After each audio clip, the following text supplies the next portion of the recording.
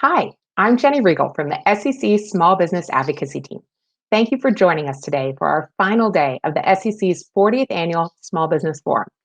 Today's discussion will focus on smaller public companies, drawing insights from both small cap investors and company leadership, including Tom Hensey of Fidelity Investments and Sue Washer from Applied Genetic Technologies Corporation. Let's dive right in. Thank you, Jenny, and welcome everyone to the SEC's 40th Small Business Forum. Welcome back for those who were with us earlier this week, and thank you for those joining us anew today. I'll add the disclaimer that the views that are expressed today by participants in the forum are those of the individuals and not the organizations that they represent. With that lovely caveat, I am thrilled today to introduce Commissioner Caroline Crenshaw to share opening remarks and to kick off day 4, our final day of the 2021 forum. Commissioner Crenshaw, the floor is yours. Good afternoon, and thank you, Martha, for that warm introduction. And I really appreciate when you do the disclaimer. That's really helpful, so thank you for doing that. It's wonderful to be here. I really, truly have enjoyed hearing from all the panelists over the last several days, and I'm particularly interested in today's discussion focused on smaller public companies. You may not know this about me, but I am the very proud sister of an entrepreneur. My brother started his own business before the pandemic started, ideal timing. And he is the everything from the chief executive to the chief financial officer to the IT and customer service departments to figure out how to deal with the intellectual property. So I know how challenging it is to start and run your own business. I also know successful small businesses are critical to our economy. In 2019, the Small Business Administration noted that small businesses were responsible for over 40% of U.S. economic activity. Small businesses accounted for more than 60% of new private sector jobs from 2005 to 2019. Because small businesses are so important to the health of our economy, it's critical that the Commission and its staff hear from small business owners, investors, and advisors about their experiences. We need your input on what's working and what is not. We need your ideas about regulatory changes that could promote greater equity in capital access. We need your feedback about the process for initial public offerings. And we need you to tell us about any other issues faced by smaller public companies today and the potential regulatory changes that could help them continue to grow and succeed. In past forums and discussions on this topic, we have heard that there is a need to promote greater liquidity in secondary trading markets for securities of smaller public companies. I'm interested in hearing whether market structure changes could help address liquidity issues and encourage greater investment in these companies. In 2019, the Commission issued a statement noting that concurrent trading of securities on multiple exchanges may be limiting liquidity for smaller public company stocks. Would suspending unlisted trading privileges for these companies facilitate greater liquidity? And prior small business forums have also addressed the 40-year-old regulatory framework for transfer agents, the entities that facilitate the transfer, issuance, and cancellation of securities. Would a modernized regulatory framework allow smaller public companies, other issuers, and investors to work with transfer agents more effectively? If so, what disclosure requirements and internal controls are needed in today's markets? Finally, are there proxy process improvements that could create efficiencies for smaller public companies and their investors? I could continue to pose questions, but you have a lot on the agenda today, and I don't want to stand in the way. Thank you all for being here, and I'm really looking forward to today's discussion and all of your input. Appreciate you letting me make opening remarks. Thank you. Thank you very much, Commissioner Crenshaw. We share that in common, the Proud Sisters of Entrepreneurs. We've talked about that a few times outside of these fun public events, but it brings a unique perspective when a part of your family really is working so hard as an entrepreneur and figuring out how to make all the different aspects of their business happen. Before we dive into today's panel, I want to provide a framework for you, our audience members, on how you can engage. You can start asking questions now for our audience in the Q&A. We're going to wait and ask those at the end of the discussion, but don't you wait until the last minute to send in your questions, because that makes it really hard for us to get those into the queue and over for our panelists. I want to thank you for submitting thoughtful policy suggestions in advance for consideration today. If you've got additional policy suggestions that you would like to have considered later, please feel free to chat those into the team. After the panel discussion and the Q&A, you're going to get a chance to vote on the recommendations that you think the Commission and Congress should prioritize. The poll on those recommendations is going to be visible throughout the discussion for reference, but the voting will actually open once the Q&A has ended. It is now my pleasure to introduce our Deputy Director of our office, Sebastian Gomez-Abero, to lead the next panel. And I have to give a special thank you to Sebastian. He has been an incredible leader of our team and made it possible for me to step away for a few months with a newborn and had the team in wonderful shape. It would not be our office without you. So Sebastian, please take it away for the team. Thank you, Martha, and huge thank you to this team that has been able to put together this amazing program this week. But I am delighted and super excited about the fact of we're able to have this conversation today about small cap insights and provide perspectives on small public companies. So many companies have the goal of conducting an initial public offering, listing on an exchange, and becoming a public company. It is my pleasure to spend the last day of the forum with two thought leaders in this small cap space. I am joined today by Tom Hensey. He's the Chief Investment Officer at Fidelity, and Sue Washer, the founder and CEO of Applied Genetic Technologies Corp. I'm going to let my panelists introduce themselves before we jump directly into the why of today's discussion. So without further ado, Sue, would you kick us off by telling us a little more about yourself? Well, I'm happy to introduce myself. I'm going to make it short since I know everyone has access to a full bio. But I have a background in biochemistry and a degree, an MBA in marketing. I spent a great number of years at very large companies, large pharma companies like Abbott and Eli Lilly. Before I jumped into the small business space, I had a number of opportunities to learn about the differences between big and small companies before taking the helm at AGTC, where I raised several rounds of private financing, took the company public and did some follow-on financing. And now we're really in late stage clinical development and pointing our products towards being able to make them available to patients. So I'm really, it's a pleasure today to work with you.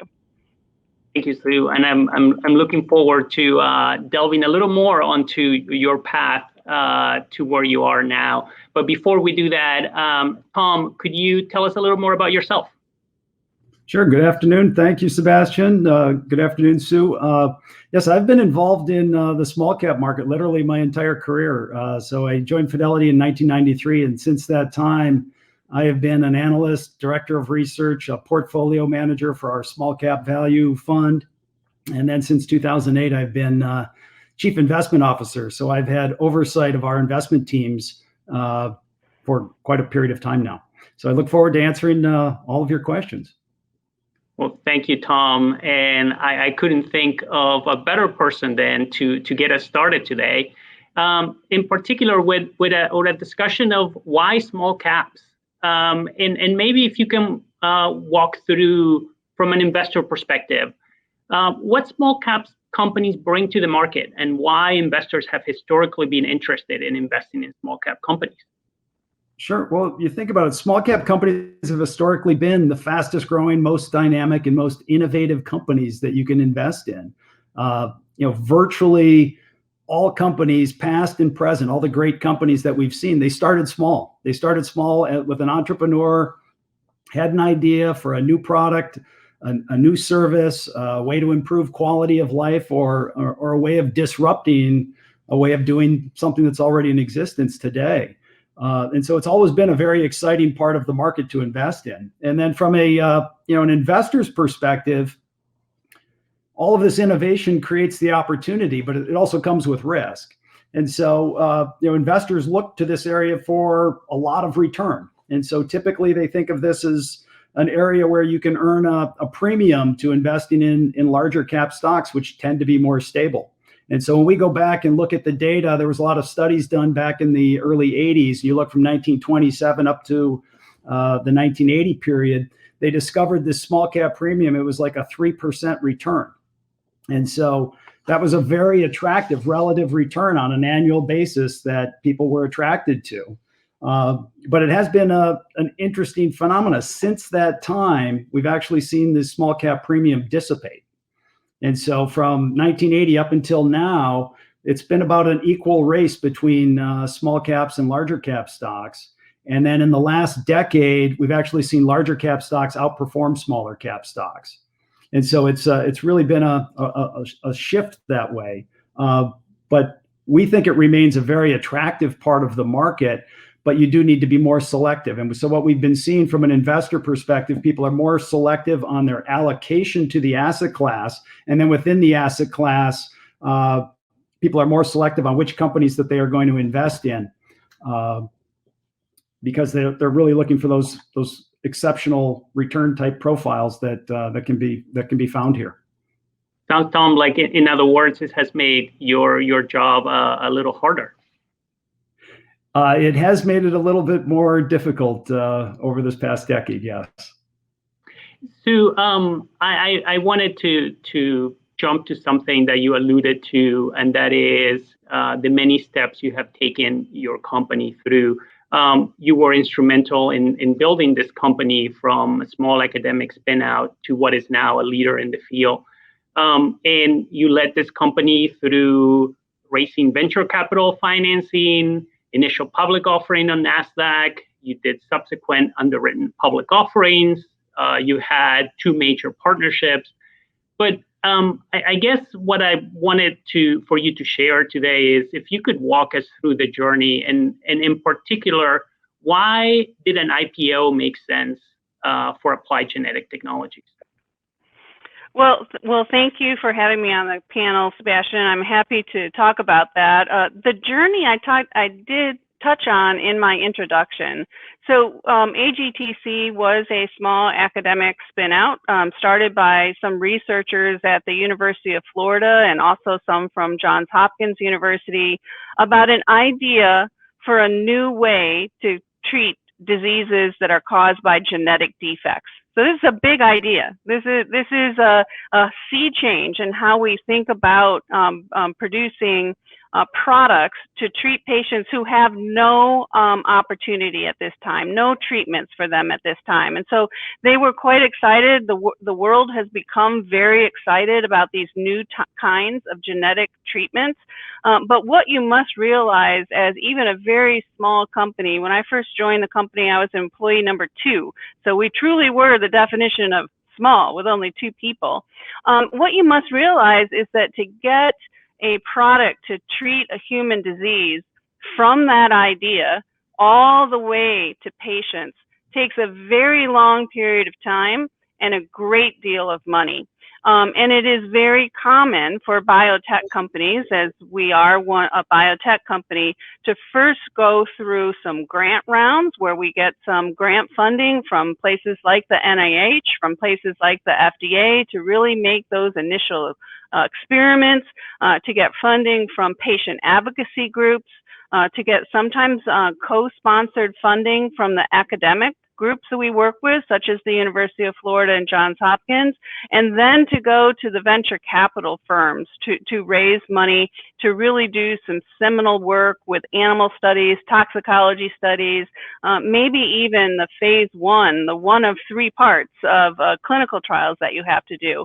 But at some point, for every biotech company, the amount of resources you need to be able to develop very safe products, to manufacture the safe products, to conduct a comprehensive clinical trial, and to prove that your product works, just takes so much money that going public is really the answer. You just can't continue to attract grant funding at that level, to continue to get private funding at that level. And really going IPO becomes the only alternative to get the amount of resources you need to take the company forward. And so that's what we did, is we undertook an IPO and were successful, as you said, in that IPO. When, as I said in my intro, we're now poised in the very last stage of clinical development for our lead product candidate, and really knocking on the door of being able to get our products to our patients.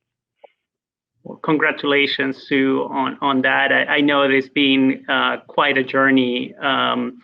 In speaking of journeys, Tom, you alluded at the beginning of your remarks about how you've seen a change in the landscape with respect to small caps, and I wanted to use the next part of our conversation to talk about this evolution of the small cap market.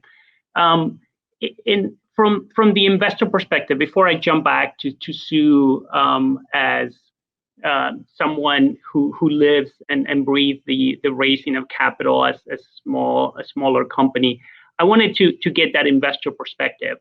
So you've been in this space for a while, and you've seen this market grow and evolve in different ways. And I wonder if you could take a few more minutes to delve a little deeper into some of these changes that you've seen in the landscape over the last 20 years and how it has impacted you as an investor in the small cap space, looking for those returns to make this space outweigh some of the added risks that you said that come with investing in the small cap space. Sure. I'd say probably the most notable change that we've seen is just the decline in number of public companies. When I think back to that 2000 period, there were 9,000 public companies from our count and probably 1,000 private equity sponsored companies. And over time, what we've seen is companies go through a natural life cycle, a natural S-curve. And what we've been seeing is more and more companies have gone private or have merged or have just gone out of business just naturally. then have been coming into the market via the IPO entree into the marketplace. And so we go back to that 2000 time frame. It was like 9,000 public companies and 1,000 private companies. Today, there are less than 3,500 public companies and over 10,000 private equity sponsored companies. And so there's been a real shift of more and more companies accessing the private market, but then staying private longer in their life cycle. And when they do come public, they tend to come public at a larger market cap. And so that's had a real impact just overall on the small cap market. We go through, we think of the small cap today as the Russell 2000. So we've got the Russell 1000 are the largest companies, and the next 2000 are the Russell 2000. And when we were back in 2000, we thought of that range of companies being a 100 million market cap to maybe $1.5 billion to $2 billion. And so think of that as like a 15-to-1 ratio. And then every year the index rebalances, and we would have like this 30-35% turnover with new companies coming in via IPO or smaller companies that would be growing large enough to make it into the index. And today that's shifted quite a bit, where the range is now, I think, 250 million on the small end, but 7 billion plus on the high end. So those are just vastly different type of companies. So think of that range of 30-to-1. Mm-hmm. And then from a turnover perspective, because we're not getting as many companies coming in, the turnover isn't as great. And so that turnover is like less than 20% today. And so it's not nearly as dynamic of a environment that we had been seeing, but it has been changing in the last 6 to 9 months, where I think we've had close to 600 IPOs. And so we are starting to see a little bit of a shift in that market.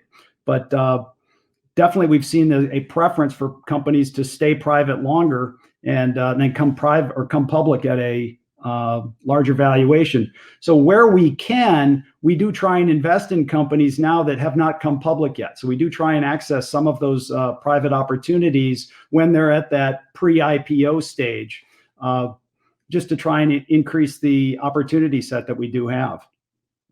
And before I jump to Sue in the next question, maybe to drill a little more on the changes you've seen, have you noticed a change on the type of company? So Sue, for example, is with a biotech company. Have you seen a shift on the type of industries that are within that category of small cap company? Yes, we have. I would say over that same time frame, we've seen more evolution towards pre-earnings, more entrepreneurial companies. So you go back to that 2000 time frame, 80% of the companies in the Russell 2000 were profitable. Today, only 60% of them are profitable. And so what's happening is we are getting more pre-earnings, pre-entrepreneurial type companies, and perhaps that has to do with what's gone in the overall economy, where we've seen a lot more innovation and disruption going on. Just the advent of the internet, and the cost of computing just coming down dramatically has set off just a wave of tools of innovation that have just had an impact across many, many different industries. And so we've seen more of the old line type industries and businesses consolidate, and then more of the innovative entrepreneurial type companies coming out. Thank you for that, Tom. And Sue, I want to continue this theme of the evolution, but rather than the evolution of the market, I wanted to talk a little bit about the evolution of your company. So as we mentioned, you had your initial public offering in 2014.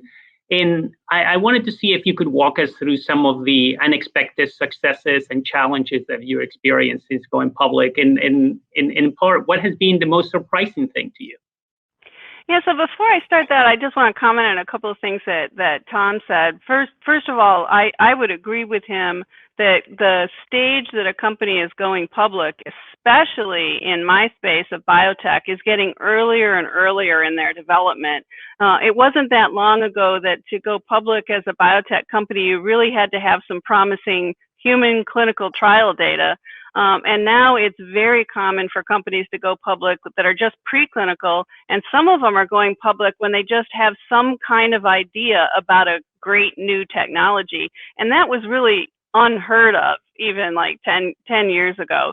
So companies are going public earlier and earlier, and investors are very interested in these brand new technologies. I think that's what gets investors excited, especially in my little world. I know it's not easily transferable to in general across small companies, but in my little world of biotech, it's that new thing. What new technology are you working on? What new twist are you working on? It's that innovation, as Tom said, that is really garnering the attention of investors. I wanted to jump in there because I think that's fascinating, because it seems like what we're seeing two different trends here. On the one hand, in the biotech sector, as you mentioned, we're seeing companies that are doing that initial public offering much earlier. But I think, Tom, as you were saying before, in other sectors, we're seeing the companies staying private longer, which means that by the time they actually do their initial public offering, they are more mature. So it seems like in some ways, it's somewhat dependent of what industry you're in. I think it's dependent upon the industry and what your capital needs are. So some of the companies that can stay private are not very capital intensive. They may be a software company or something like that doesn't require the same amount of capital to develop the product that, say, in biotech. And so there are just differences that way. They also may not want to go public and kind of provide the transparency to their potential competitors as to what they're doing and what they're disrupting and what their innovation is. And so they may want to stay private for a longer period of time to gain more of a competitive moat around their product so that someone else couldn't come in and disrupt them as well. Versus we see the same thing in biotech, that earlier and earlier stage, we've adapted our investment team so that we have very specialist type analysts and investors focused on that area of the market. They're very involved in the science. They get involved in companies very early. And then we take a different approach to investing in them also, where we will invest in more of them, but just in a smaller increments than we would, say, a larger type company where we have greater visibility on where the business is going and what the earnings potential will be.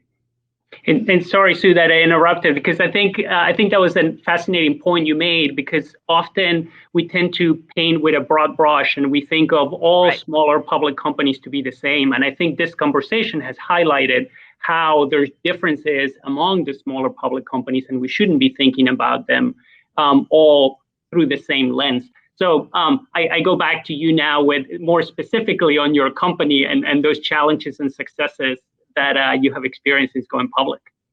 So just to put a fine point on how small we were when we went public, at our IPO, we had 13 employees.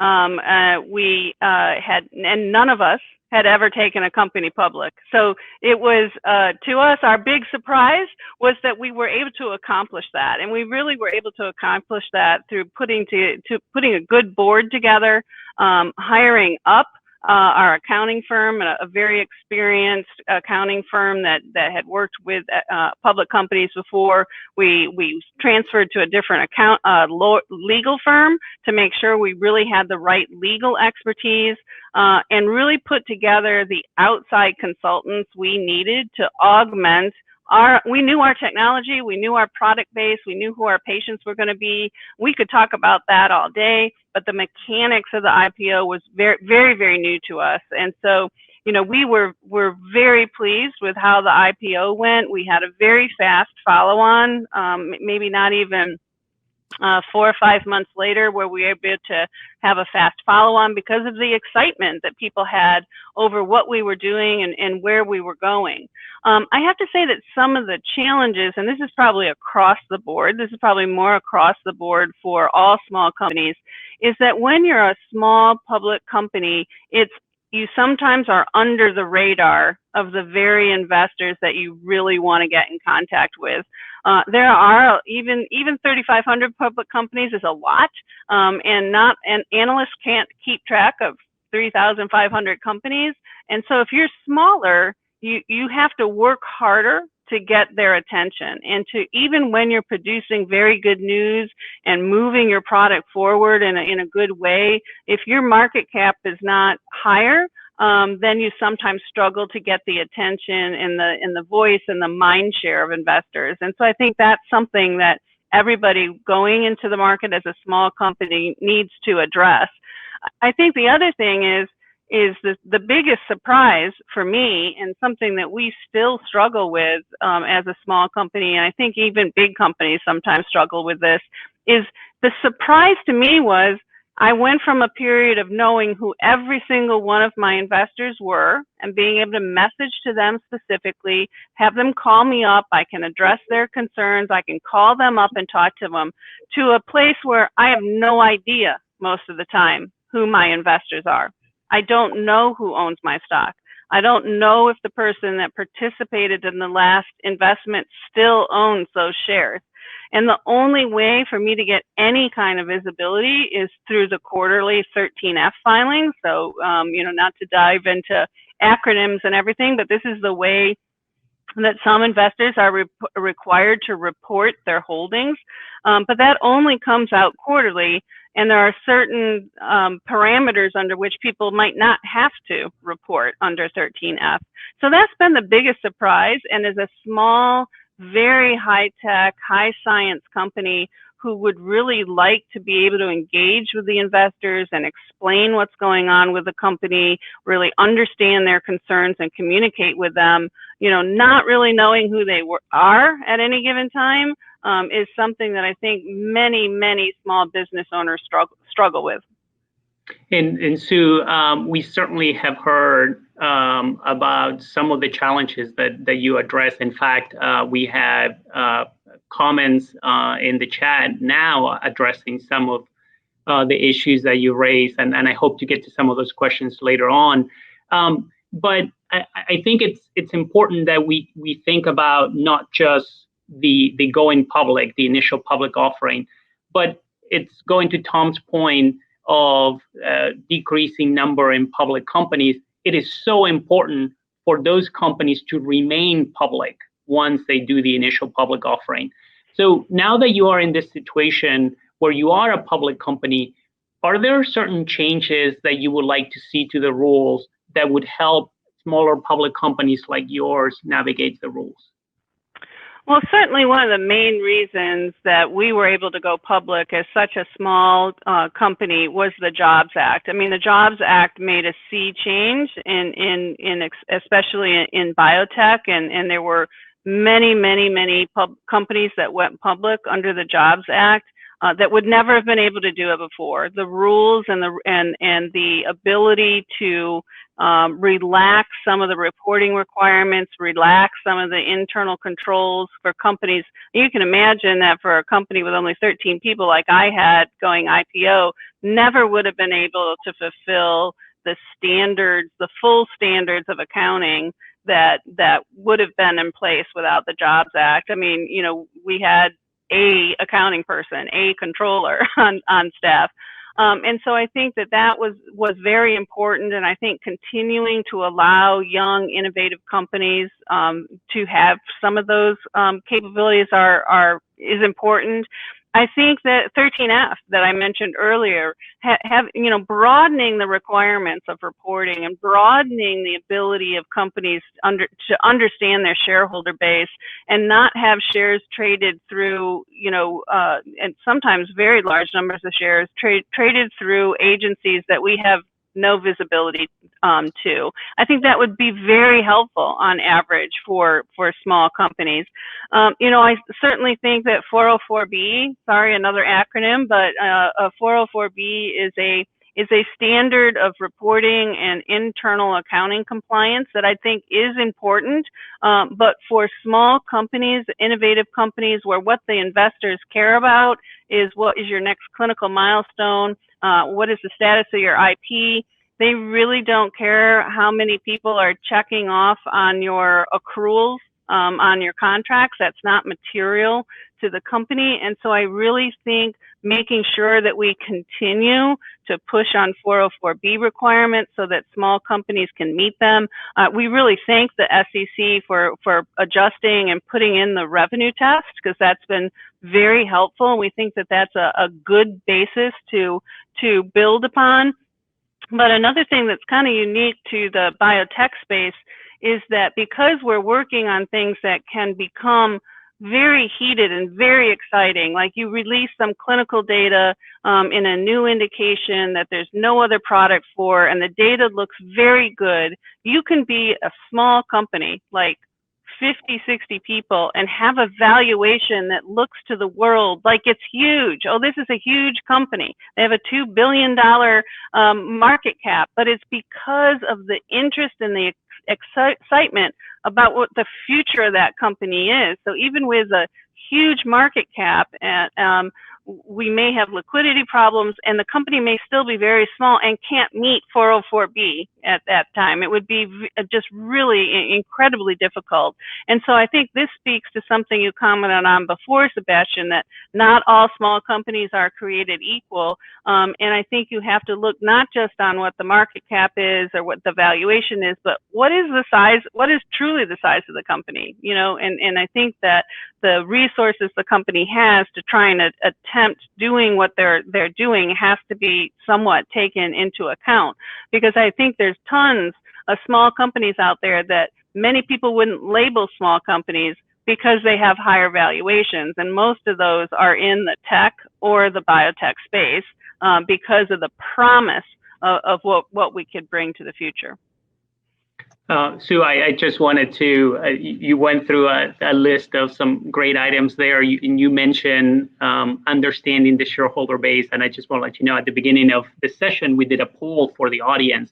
And that was the #1 issue that was flagged by the audience as priorities for public companies. So I think you have your finger in the pulse of our audience. And speaking of audience, this week we've had almost 600 people register for this forum. So I wanted to switch a little bit here and get your thoughts and advice for those in the audience. And Tom, starting with you first, what advice would you have for smaller companies looking to attract interest from funds like yours and other institutional investors?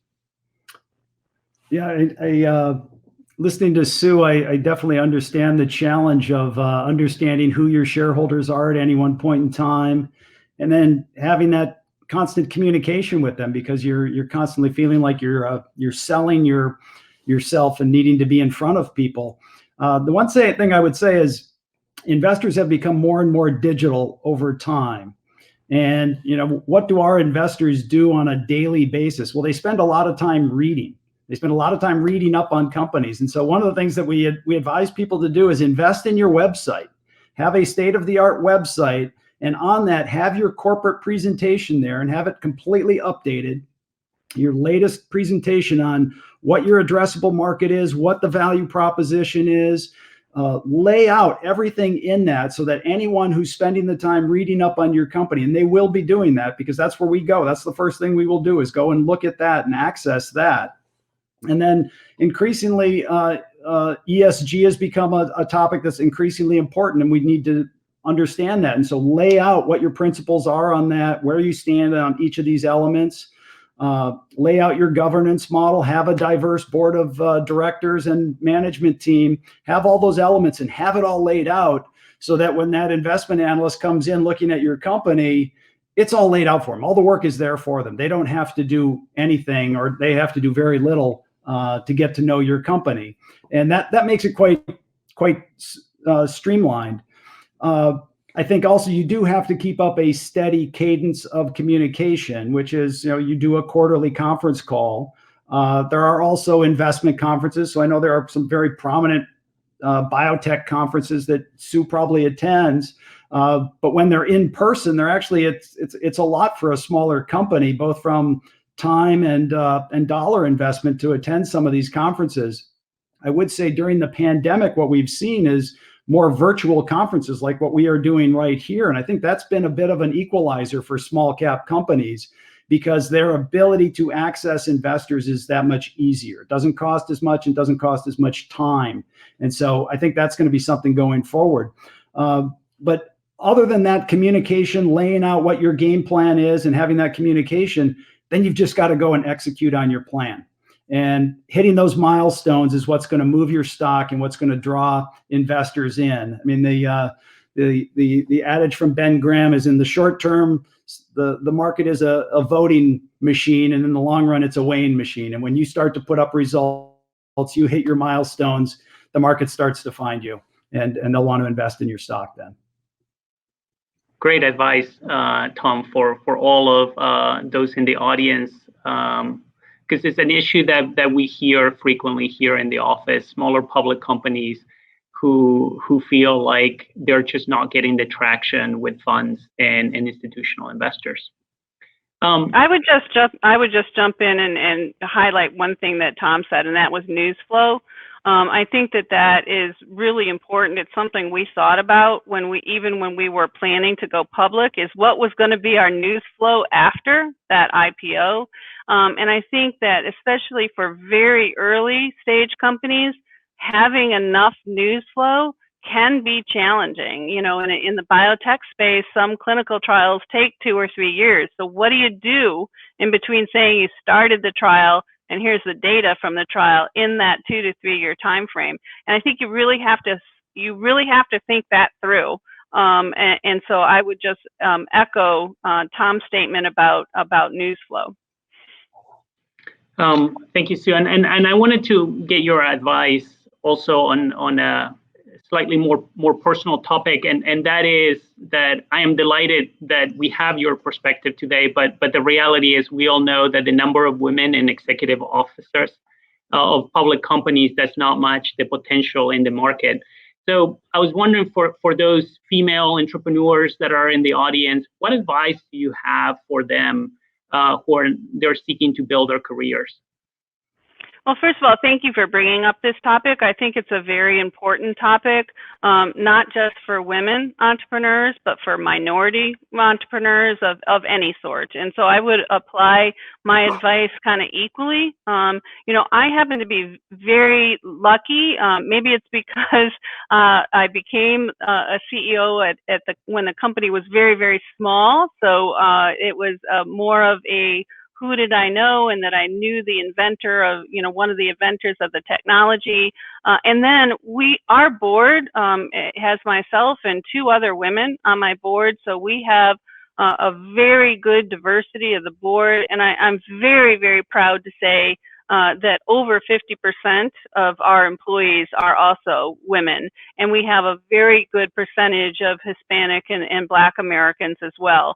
I think this is something you have to work at. You have to work at being inclusive. You have to force your recruiters and people that you're talking to bring you diverse candidates. You have to be willing to look outside the box as to the character of this person that might be missing a specific experience that you thought you wanted, but they have a breadth of experience. And then my advice to women and other minorities is network. You have to be aggressive in your networking. You have to be the one that walks up and introduces yourself and asks another person's name. You have to not network. I always give this advice. There's lots of women-only networking groups out there, and I think they're fine, but that's not going to get you thrust into the thick of things. You have to network outside of your comfort zone. You have to network with the people that are going to be on the other side of the table from you. And then, another thing is to be persistent. Don't give up. Never let somebody, dismiss you.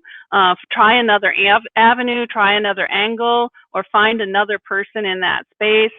I think that also making sure you have broad experience, taking different jobs. I mean, it's kind of like, this is kind of old fashioned, but in big companies, the old fashioned way to get ahead was to have a stint in operations, a stint in sales, a stint in finance, and then that broad cross-functional experience would help you raise up the ladder. I think the same thing can be said in entrepreneurship. The more different kinds of skills that you can add, the more attractive you become, and that kind of overwhelms maybe that you're in a minority position. And this also goes for education. I have a degree in biochemistry and a degree in marketing, so it's very different sides of the spectrum, but means that I have a well-rounded outlook and different ways to look at things. And then I think the final thing, and this can be hard, especially we've talked about on the Small Business Advisory Council before, that many times as a minority raising money in the venture world, or even raising money in the public markets, everyone on the other side of the table from you doesn't look like you. And it can be somewhat intimidating, but you have to learn how to make the ask stick up for yourself. Ask for their investment, ask for them to be on your board, ask for them to provide you some advice. And sometimes that's all it takes, is for that persistence, that networking, that broad educational background, and don't forget to make the ask.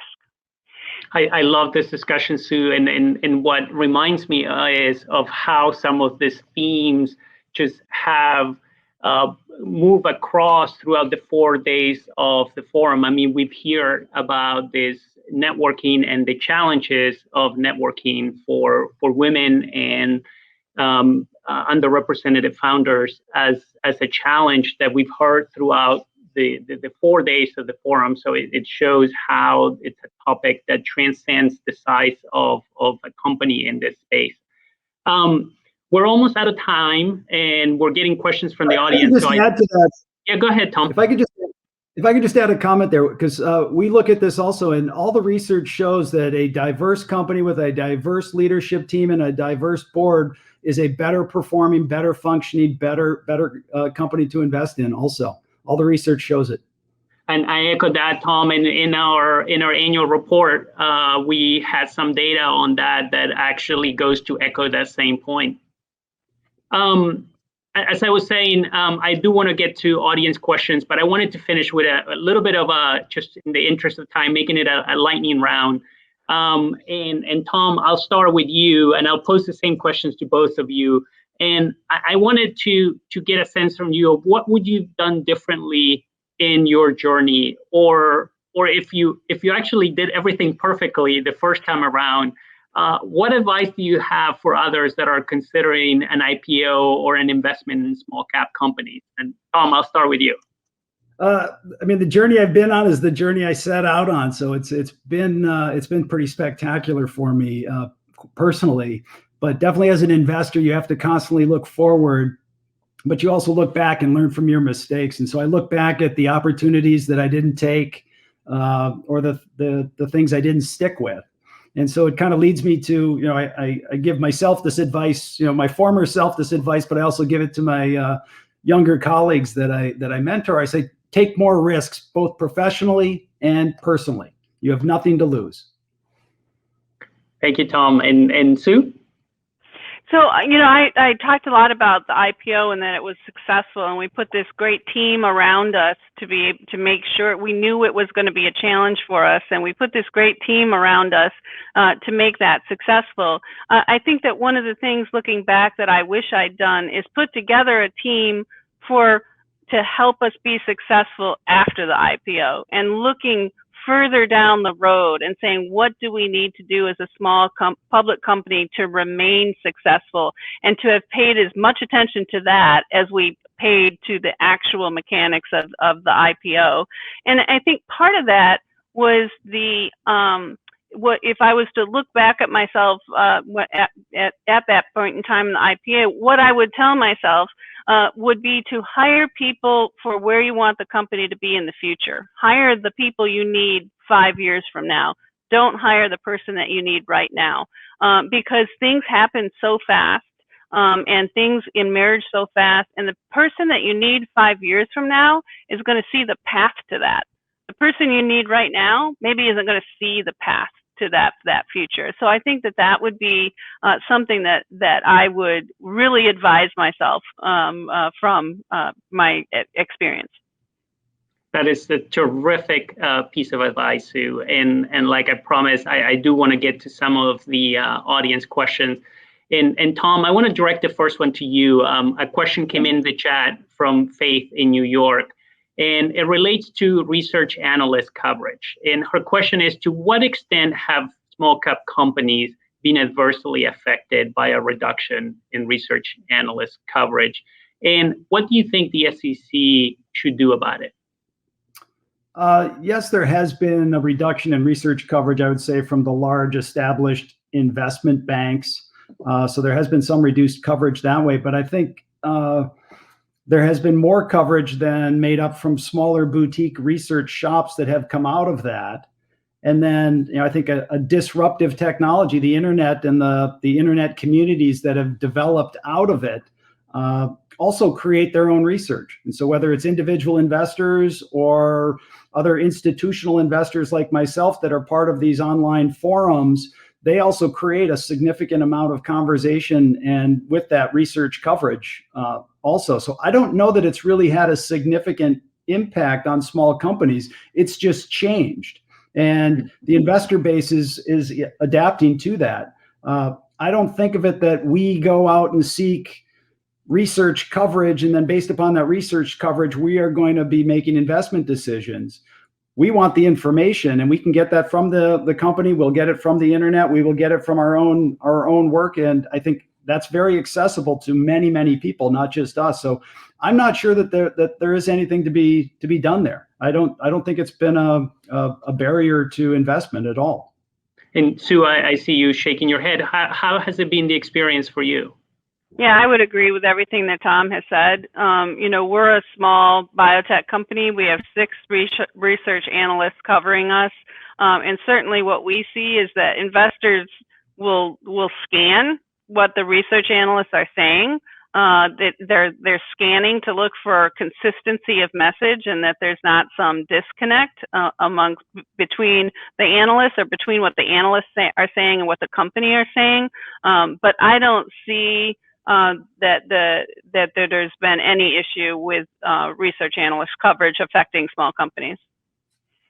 And I wanted to get to a different question, and this one I'm not going to direct it to either of you. I'll let you take a stab at who wants to answer it. And the question came up in the context of your discussion, Sue, of taking the company public and the mechanics of that.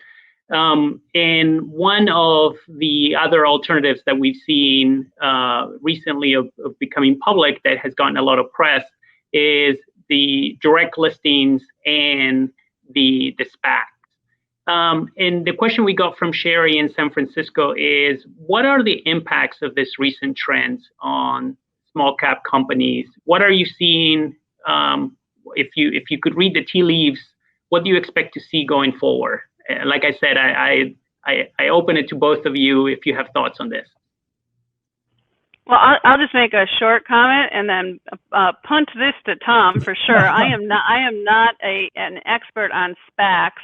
I would say that as an entrepreneur, you're still going to have to go through diligence through the investors that put the money into the SPAC. You're still going to have all of the reporting requirements afterwards and be on the public market. So that part of it isn't different.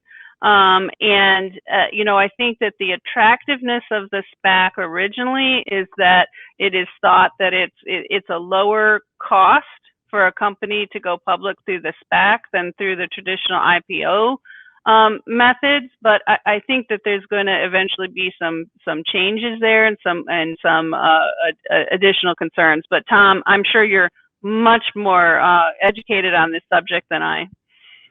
Well, definitely we have seen a significant increase in SPACs just in the last 9 months. They've been present for a longer period of time, but suddenly there's just a lot of interest in it. And I don't know if it's just because the markets are as ebullient as they are and it's allowing people to raise this money.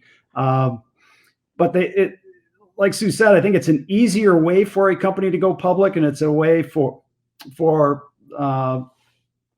investors to invest with a management team. But there's also cost to it to investors. There's a significant promote that goes to the sponsor of the SPAC, and then if you invest in it in its initial offering, you really don't even know what you're buying.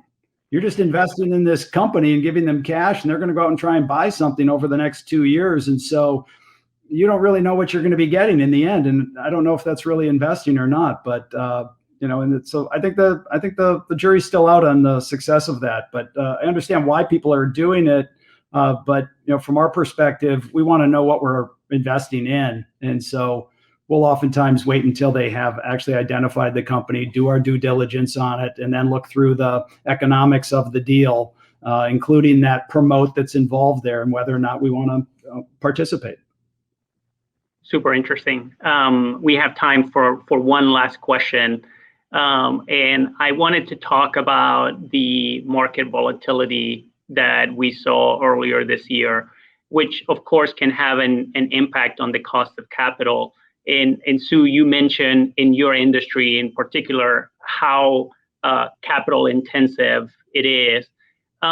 How are you thinking about volatility and cost of capital from the standpoint of your company? And then if I may pose a slightly different question for Tom, what are you seeing from a big picture perspective as an investor? So I would say that we certainly are very concerned about market volatility from two different perspectives. One, it is certainly true in my experience and in talking to others that market volatility tends to affect smaller companies even more, especially in the biotech space. And also there has been, specifically in the biotech space, increased volatility right now because I think that with the positive news of the economy opening back up and us and the biotech industry having developed a vaccine that is really proven to be very efficacious, people who had put money into the biotech market thinking that was an engine of innovation, some of them are rebalancing, and there's a lot of money went out in the early part of the year, came out of biotech. So as a small biotech, even a mid-size or large biotech, we're usually in the kind of cadence of having to raise money every year. You usually raise money about once a year. And so this volatility for this year and going into early 22, I think all of us are concerned about that and thinking very carefully about funding mechanisms over the next 12 to 18 months and watching the markets very, very carefully. And Tom, from your perspective as an investor, how does volatility impact your thought process? Well, definitely with the onset of COVID, it pushed the entire global economy into a severe recession, and the stock market reacted to that. And so the most cyclical, economically sensitive businesses really traded significantly lower. And then as investors, then you start to look at your overall portfolio. And this is why I think Sue has seen some rotation out of certain type of growth stocks or that are viewed with a longer duration into the more cyclically sensitive names that got knocked down, 50% plus. And because they were a better value in the marketplace. So that's a natural rebalancing that the market will do. And now what we're seeing is taking place is the market is seeing that the economy was going to reopen. It was going to get better. And so cyclical stocks have rallied pretty significantly, and they'll probably continue to as long as the economic growth continues at its pace. But at some point, we'll see that rebalancing coming back towards either more growth-oriented names or more stable type businesses. And so for businesses that need to raise capital on a regular basis, that is something that needs to kind of be taken into account in your capital structure. The what if we do have a exogenous event that happens in the economy, in the market, that's going to limit our ability to access that capital that we need. And so that type of planning, I think, just needs to be built into a capital structure.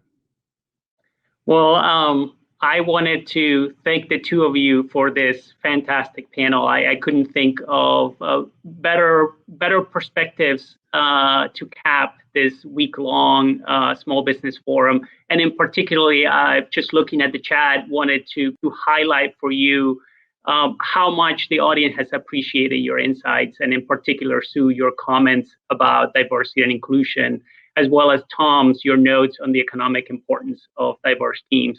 So very much thank you for this insightful discussion today. And I am going to now invite Martha to close it out for the week. Martha? Thank you very much, Sebastian. You did a fantastic job. And Sue and Tom, I could not think of a better way for us to wrap up day 4. Your insights were spot on everything from the most technical of securities matters to big picture advice on diversity and inclusion with actionable takeaways that I think we can all learn from. One of the hallmarks of our forum is that you have an opportunity to influence capital raising policy and weigh in. This is not a webinar where you just passively listen. This is something where you get to talk to us about policy. The poll that you see on the right-hand side of your event page shows feedback that has been submitted by you and other audience members in advance, as well as during today's event, which our team has consolidated to present to you in an easy-to-use polling format. As a reminder from the first few days of the forum, based upon your feedback from prior years, we changed the structure of the forum to be more inclusive as well as efficient with your time. So rather than having a long series where people come on and off mute and talk about recommendations, we asked for you to send us ideas in advance. We have consolidated those, put them in a poll, and all you have to do is take a few minutes to vote on those. With the polling module, we're asking you to rank the recommendations that you think Congress and the Commission should prioritize. Choose your top 5 and rank them in order, with 1 being the most important. The poll is going to remain open for 30 minutes, even after the video stream ends, so that you have time to go through those recommendations and make your selections. Final policy recommendations from you will be sent in a report to Congress later this summer. And as a registered attendee, you will automatically receive an emailed copy, and it will also be posted on our website. As you get started with voting, I want to thank you, our audience members, and our wonderful speakers who have committed time this week to improving capital formation policy. As I highlighted on Monday, 40 years of the Small Business Forum is a testament to the value that you bring, as well as entrepreneurs and their investors building the markets that we want to be a part of. While Time Magazine's Man of the Year as the personal computer in 1982 was somewhat of a foreshadowing, I doubt that anyone thought in 1982 that 40 years later we would all be sitting in front of our computers, whether in an office, on the sofa, in your personal home setup that might be in your bedroom in the midst of a pandemic, or from a vacation destination, all miles apart, yet collaborating in real time. Entrepreneurs and their investors made that happen. You've had a role in making that happen by weighing in on policy. So I want to thank you for spending time with us this week. In closing, I also want to thank those who made this event happen, including our commissioners, our colleagues within the commission, and our advisory planning group. And most importantly, I want to recognize our team who you see on the screen. They made this happen. Thank you to the team. You're a complete delight to work with, and I cannot imagine a world without you as colleagues, even if we are all far apart. If you have ideas or suggestions for next year's forum, I want you to reach out to us. Tell us. We take them into consideration, and we would love to make sure that this remains an impactful event. Email us at smallbusiness@sec.gov. And as always, don't be a stranger. You have advocates in DC here who are working for you. Thanks, everyone, and have a wonderful rest of your week.